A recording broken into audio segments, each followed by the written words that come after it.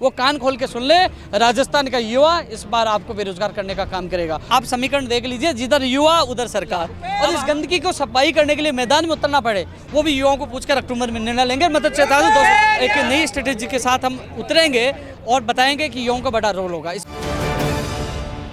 विभिन्न मांगों को लेकर राजधानी जयपुर के शहीद स्मारक पर उपेंद्र यादव ने एक बार फिर से मोर्चा खोल दिया है। तमाम मांगों को लेकर शहीद स्मारक पर अभ्यर्थियों के साथ में एकत्रित हुए हैं। कौन सी विभिन्न मांगे रहने वाली है आज, जिसको लेकर आज यहाँ शहीद स्मारक पर एकत्रित हुए हैं?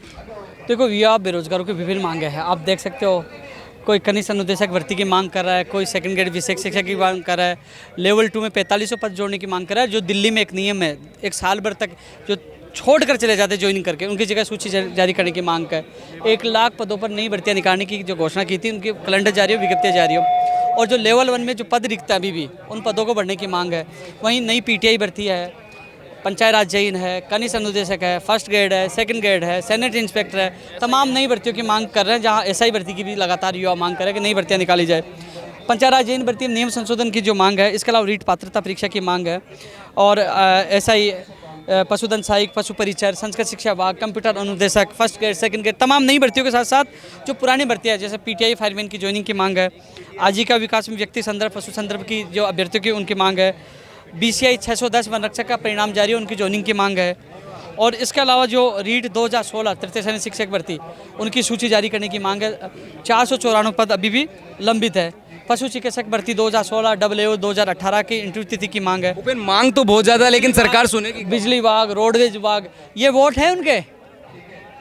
मैं इसलिए बोल रहा हूँ, सरकार तक बात जाएगी, इनकी मांगों की ये वोट है। इस बार जीत की चाबी युवाओं के पास होगी। इसलिए जो फर्स्ट ग्रेड है, जो बिजली विभाग है, रोड विभाग, इन भर्तियों की मांग है। फर्जी डिग्री डिप्लोमा के खिलाफ कानून आई, ये मांग है। इसके अलावा जो पेपर बनाए जाते हैं, पेपर सेटर के खिलाफ कार्रवाई करे, फिर प्रश्नों को डिलीट कर दिया, वो कर दिया। तो क्या नशे में दारू पी के पेपर बनाते हैं क्या वो? उनके खिलाफ कार्रवाई होनी चाहिए। डालो जेल में, आर्थिक दंड और कानूनी दंड करिए। युवा बेरोजगार कोर्ट में जा रहे हैं, लूट रहे हैं उनको गैंग बनाकर। प्रश्नों के विवाद को लेकर जो अवसाद में युवा, तो उनके खिलाफ सख्त कानूनी कार्रवाई करने की हम मांग कर रहे हैं, कानून बनाने की मांग कर रहे हैं। कंप्यूटर अनुदेशक भर्ती में शिथिलता देने की मांग करें, नई भर्ती भी निकालने की मांग करें। जो सरकार ने वादा किया था कि नई भर्ती निकाली जाए, युवा बेरोजगार दर्ज मुकदमे वापस लिए जाए, तमाम भर्तियां लिखित परीक्षा के माध्यम से हो। सीएचओ भर्ती परीक्षा पेपर लीक को लेकर युवाओं के साथ न्याय किया जाए। 4th ग्रेड कर्मचारियों की भर्ती निकालने की मांग करें। टीएसपी में पद बढ़ाने की मांग करें। कई जो युवाओं की मांग है, जो लगातार युवा बेरोजगार महासम्मेलन में जो मंत्री जी भी आए थे, समझौते हुए थे, बजट की घोषणा, तमाम मांगों को पूरी करने की मांग करें।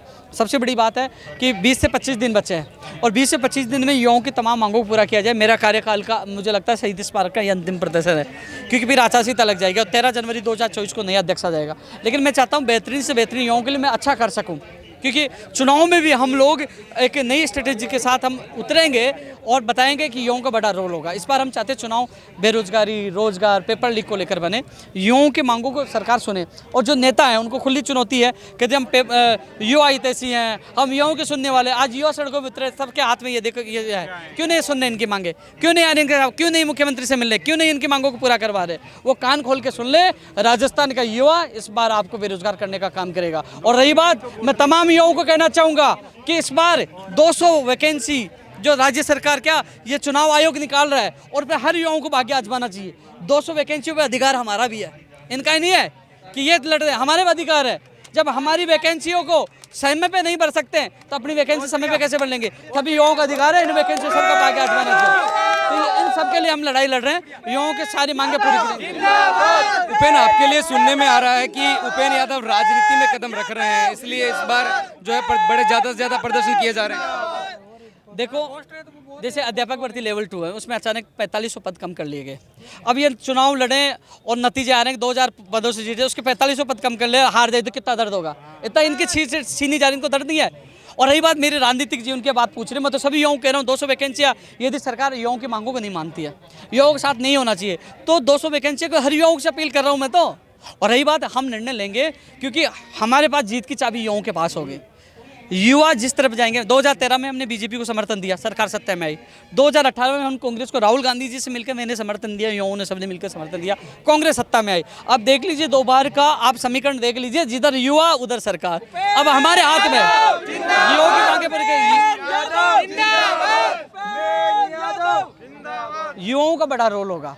मैं माननीय मुख्यमंत्री जी का सम्मान करता हूँ, मुख्यमंत्री जी ने हमारी कई मांगे पूरी की है, लेकिन जिस प्रकार अधिकारी लापरवाही कर रहे हैं, धोखा कर रहे हैं। 1 लाख भर्तियां भी वेट की हुई। बिल्कुल 1 लाख प्रतिदिन भर्तियां, जिसमें फर्स्ट ग्रेड है, सेकंड ग्रेड है, थर्ड ग्रेड है, पीटीआई फर्स्ट ग्रेड है, सेकंड ग्रेड है, तमाम चिकित्सा तमाम 1 लाख भर्तियों की ज्वाइनिंग की तो मांग कर ही रहे हैं, लेकिन नई भर्तियों की अभी पता नहीं कि मेरे सैनिटरी इंस्पेक्टर आएगी नहीं आई, एसआई की आएगी नहीं, पशुधन सहायक है, पशु परिचर है, पीटीआई है, कंप्यूटर अनुदेशक है, तमाम संस्कृत शिक्षा विभाग है, सेकंड ग्रेड विशेष शिक्षक है, जो दिव्यांगों की शिक्षा देने का काम करें।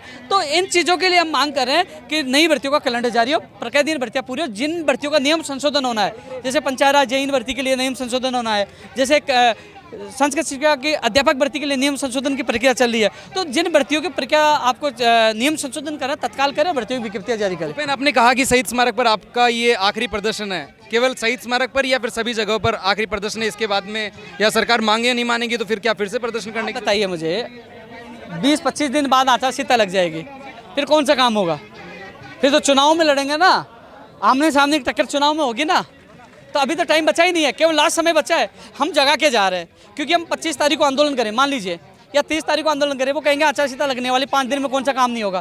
तो आज तो कम से कम 20 से 25 दिन है सरकार के पास काम करने का, तो 20 से 25 दिन जगाने आए, सरकार तक बात पहुंचाने आए, माननीय मुख्यमंत्री तक बात पहुंचाने आए कि युवाओं की मांगों को पूरा करना चाहिए, युवाओं के साथ न्याय करना चाहिए। वरना राजनीति के अंदर कदम रखेंगे उपेन यादव? मैं तो सभी युवाओं से अपील कर रहा हूँ, और राजनीति में कदम रखेंगे नहीं रखेंगे। एक तो मैंने एनजीओ जो भागीदार संस्था है, गरीब बच्चों को निःशुल्क पढ़ाना, गरीब बेटियों की निःशुल्क शादी कराना मेरा सपना है, वो दूसरी पारी के लिए मैं तैयार हूँ। वो उसके 14 जनवरी 2024 के लिए वो मेरा ऐलान है। 13 जनवरी को नया अध्यक्ष आएगा, तो वो मेरा प्री प्लानिंग है। और इसके अलावा यदि युवाओं को न्याय नहीं मिला और इस गंदगी को सफाई करने के लिए मैदान में उतरना पड़े, वो भी युवाओं को पूछकर अक्टूबर में निर्णय लेंगे। मतलब 200 उपेन यादव, राजस्थान बेरोजगार एकीकृत महासंघ के अध्यक्ष उपेन यादव हमारे साथ में थे, और इस बार फिर से शहीद स्मारक पर मोर्चा खोला है युवाओं के साथ के अंदर, और अपनी मांग सरकार तक पहुंचाने के लिए कि ये आखिरी प्रदर्शन होगा, जिसको लेकर लगातार मांग सरकार तक पहुंचाने के प्रयास किए जा रहे हैं। अगर सरकार मांग नहीं मानती है तो अब युवाओं को मैदान में उतारने के लिए चुनाव के तौर के ऊपर सामने आने की भी जो है कहीं ना कहीं सूत्रों से खबर सामने आ रही है। उपेन यादव भले ही इसके ऊपर मोहर नहीं लगाते हों, लेकिन आने वाले चुनाव में एक अहम भूमिका उपेन यादव की भी रहने वाली है। मेरे सहयोगी मुकेश कुमावत के साथ मैं दीपक कुमावत, नवतेज टीवी, जयपुर। देश और दुनिया की हर बड़ी खबर के लिए सब्सक्राइब करें नवतेज टीवी, और पल पल के अपडेट्स के लिए बेल आइकन को दबाना ना भूलें, क्योंकि आपकी खबरों का भरोसेमंद साथी है नवतेज टीवी।